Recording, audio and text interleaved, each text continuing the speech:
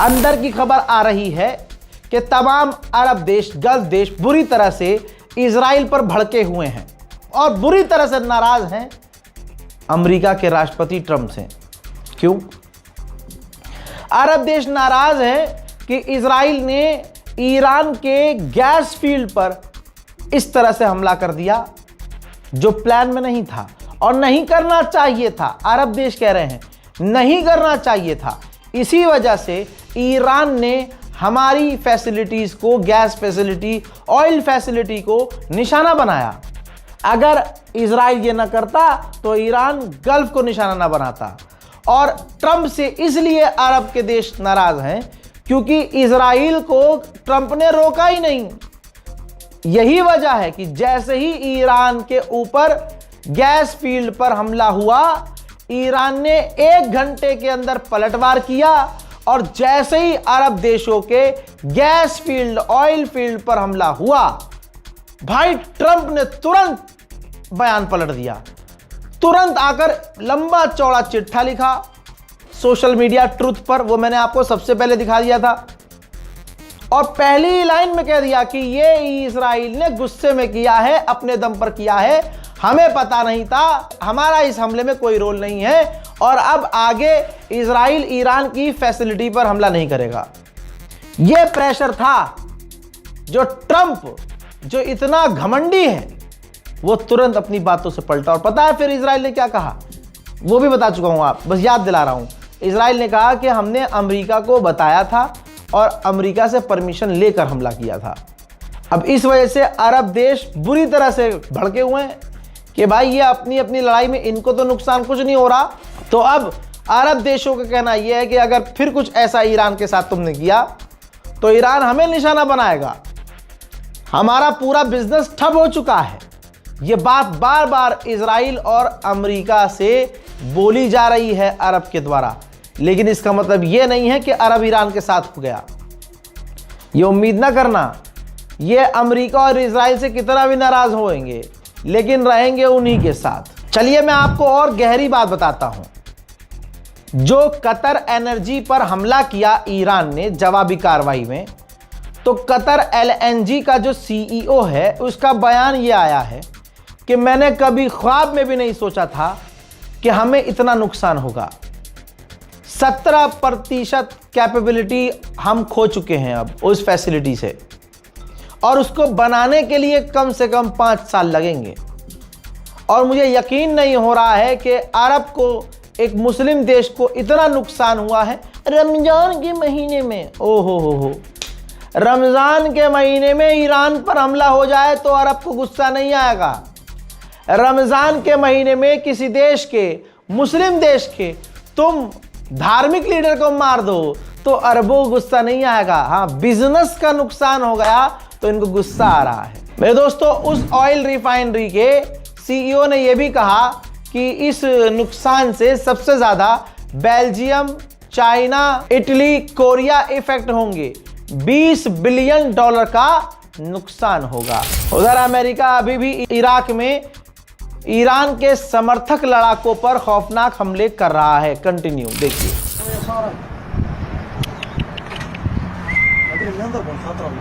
طيارة موجودة تفتر كانت قبل شوية. طيارة شفناها افترت على الغالي اليوم ضربوا كان الناصر مش عادي. يا محمد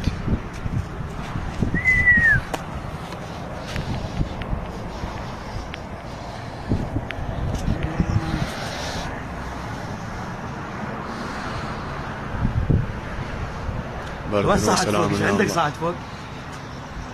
هاي الطيارة هسه ضربت.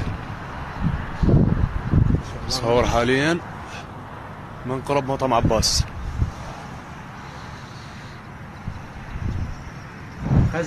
उधर मेरे दोस्तों, फ्रांस के राष्ट्रपति से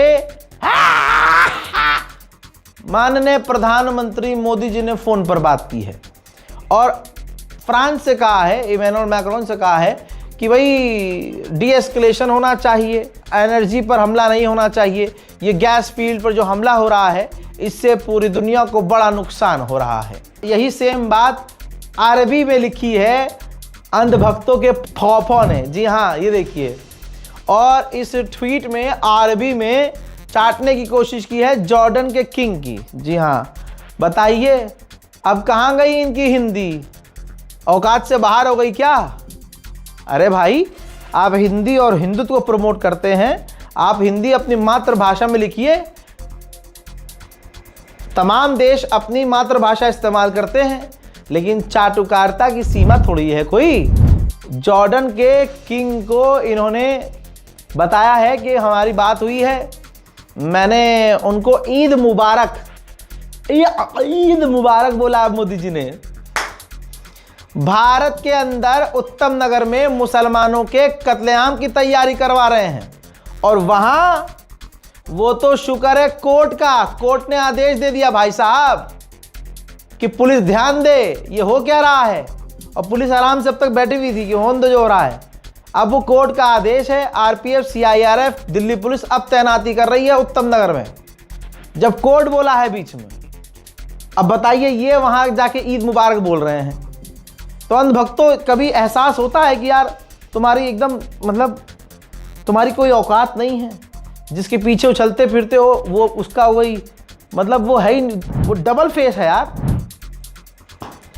ट्वीट में कहा कि मैंने ईद मुबारक बोला है जॉर्डन के किंग को, और उस इलाके में जो टेंशन बढ़ रही है, फैसिलिटीज़ पर हमले हो रहे हैं, मैंने उनसे कहा है कि डी एस्केलेशन होना चाहिए, बातचीत के ज़रिए, बात के ज़रिए टेबल पर बैठकर मामलात हल होने चाहिए। यही बात ईरान कह रहा था शुरू से, तभी तो ईरान टेबल पे था। लेकिन मजाल है मोदी जी कह दे कि हाँ भाई अमेरिका, जहाँ सारी दुनिया, अरे अमेरिका के साथी कह रहे हैं कि अमेरिका ने गलत किया, लेकिन यहाँ पर मोदी जी भी अमेरिका को गलत नहीं कह सकते। उधर ईरान में लगातार लाशों पर लाशें उठ रहे हैं। एक ही दिन में मैं आपको ये दूसरा अपडेट दे रहा हूँ जिसमें लाशों पर लाशें उठ रहे हैं, शहादत पे शहादत कंफर्म हो रही हैं। ईरान में जो बेचारे शहीद हो रहे हैं उनके जनाजों में भीड़ देखी जा रही है। अमेरिका इजराइल के मिसाइल ड्रोन हमलों का खौफ नहीं देखा जा रहा है। शहीद के घरवाले, शहीद के पीछे पूरा ईरान है। शहीद के घरवाले हैं और ईरान का बच्चा बच्चा उनके जनाजे में शामिल हो रहा है, बिना इस खौफ के कि ये भीड़ में हम जो चल रहे हैं कहीं ऐसा ना हो कि इजराइल हमला कर दे। ईरान के बच्चे बच्चे ने सर पर कफन बांध लिया है और सब कुछ कुर्बान करने को तैयार हो गया है। अमेरिका के डिफेंस मिनिस्टर ने कहा है कि हमने 7000 मरतबा ईरान पर हमले किए हैं, अब ईरान के पास ज़्यादा कुछ बचा नहीं है। बौखलाहट में अमेरिका के डिफेंस मिनिस्टर ने यह भी कहा कि हमारे ही देश के प्रेस वाले, मीडिया वाले डोनाल्ड ट्रंप के हर मूव पर सवाल कर रहे हैं और दिखा रहे हैं कि ट्रंप हार गया है और ट्रंप कुछ ना करे, और ऐसा दिखाया जा रहा है कि हम हार रहे हैं। हमारे मुल्क की मीडिया हमें बदनाम कर रही है।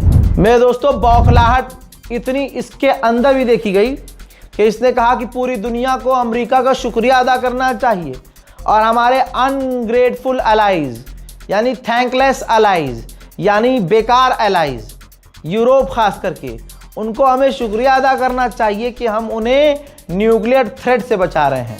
जबकि अमेरिका की ही रिपोर्ट कह रही है कि ईरान न्यूक्लियर बना ही नहीं रहा था। खलास, सब डोनाल्ड ट्रंप से जुड़ा हुआ हर आदमी झूठ बोल रहा है। ईरान पर बात करते हुए अमेरिका के डिफेंस मिनिस्टर ने कहा कि उसकी जो गैस फील्ड पर हमला किया गया ये तो वार्निंग थी, अभी हम और तगड़े हमले करेंगे और अंदर तक हमले करेंगे। इसका मतलब ट्रंप ने जो सुबह कहा था कि अब हमला नहीं करेंगे ईरान की फैसिलिटी पर, शाम को डोनाल्ड ट्रंप का डिफेंस मिनिस्टर कहता है कि अभी और बड़े हमले करेंगे। तो फिर ये अरब देश ध्यान दें इस बात पर, अरब ध्यान दे कि तुम्हारे लिए अमेरिका खुद खतरा पैदा कर रहा है।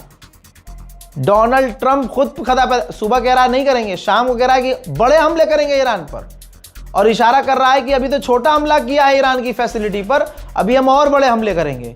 तो अरब के मुल्क अभी भी गधे की तरह दिमाग लगा रहे हैं, समझ नहीं रहे हैं कि भाई अमेरिका और इजराइल का कोई नुकसान थोड़ी हो रहा है, नुकसान तो तुम्हारा हो रहा है। $200 बिलियन मांगे हैं पेंटागन ने व्हाइट हाउस से।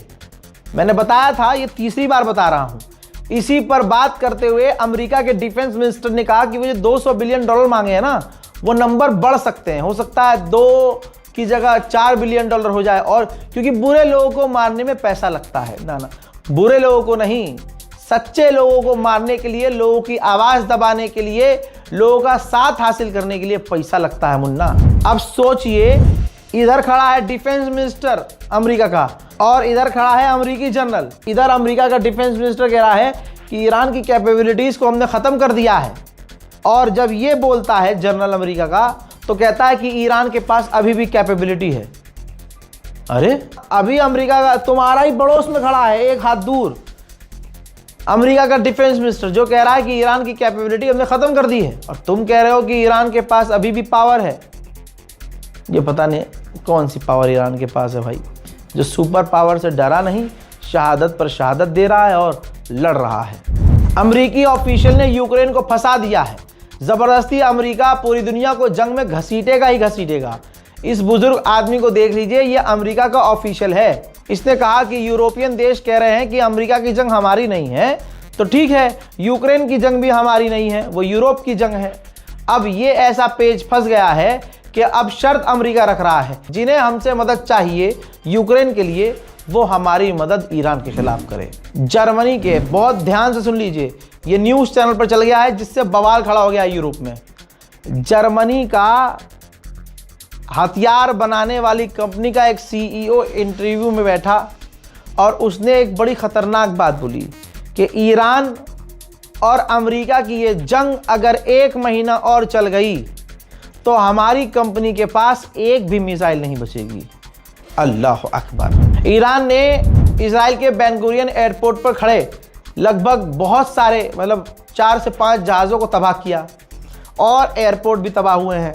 ऐसे में अब इजराइल ने फैसला किया है कि बेन गुरियन एयरपोर्ट पर ट्रैफिक कम रखा जाएगा। यानी पहले अगर 100 एयरक्राफ्ट खड़े होते थे तो सिर्फ 50 एयरक्राफ्ट खड़े होंगे, 50 वो किसी और देश पे छुपा कर रखेगा।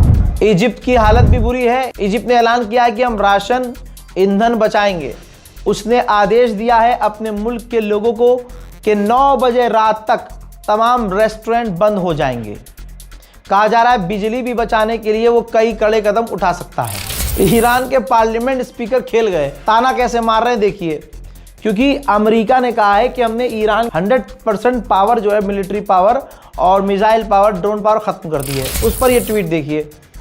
ईरान के पार्लियामेंट स्पीकर ने कहा कि according to statement by Israel and American military officials कि 320% ईरान की मिसाइल लॉन्चर्स हमने तबाह कर दी है। बावजूद इसके ईरान हाई लेवल पर मिसाइल फायर कर रहा है। अब दुश्मन का टारगेट है कि हमारे 500% मिसाइल पावर को ख़त्म किया जा सके। अब आप जानते हैं 500% कुछ होता ही नहीं है, 100% होता है। और अमेरिका इजराइल शुरू से कह रहे हैं हमने 300% ईरान की मिसाइल पावर और रॉकेट लॉन्चर तबाह कर दिए हैं। तो उसका बेहतरीन तरीके से ताना मारा है ईरान के पार्लियामेंट स्पीकर ने, क्योंकि दुनिया देख रही है। मैं आपको रोज़ दिखा रहा हूँ, मैं 10 दिन से आपको ये बात बोल रहा था ना बार बार कि गुलाबी सुअर ये कह रहा है कि हम जीत गए हैं, हमने ईरान के लॉन्चर तबाह कर दिए हैं, लेकिन ये ईरान का हमला देख लीजिए। दनादन ईरान रॉकेट लॉन्च करता है, मिसाइल लॉन्च करता है, ड्रोन लॉन्च करता है। कल मैंने बताया था कि अमेरिका इजराइल ने कैस्पियन सी के अंदर ईरान की नेवी को निशाना बनाया है, कई जहाज़ों को उड़ाया है। अमेरिका ने उसका वीडियो जारी किया है, देखिए।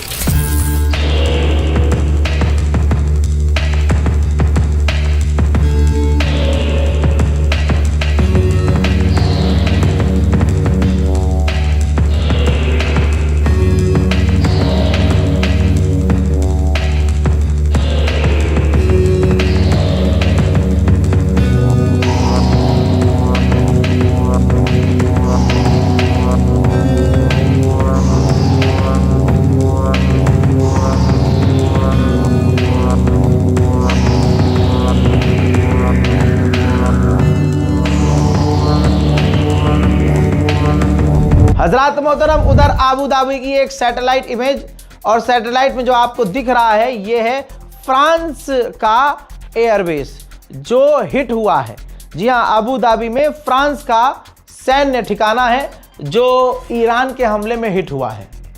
हजरात बहुत पहले बता चुका हूं, अब मैं मैप दिखा रहा हूं। ईरान के बुशहर न्यूक्लियर पावर प्लांट के 350 मीटर दूर इजराइल ने हमला किया है।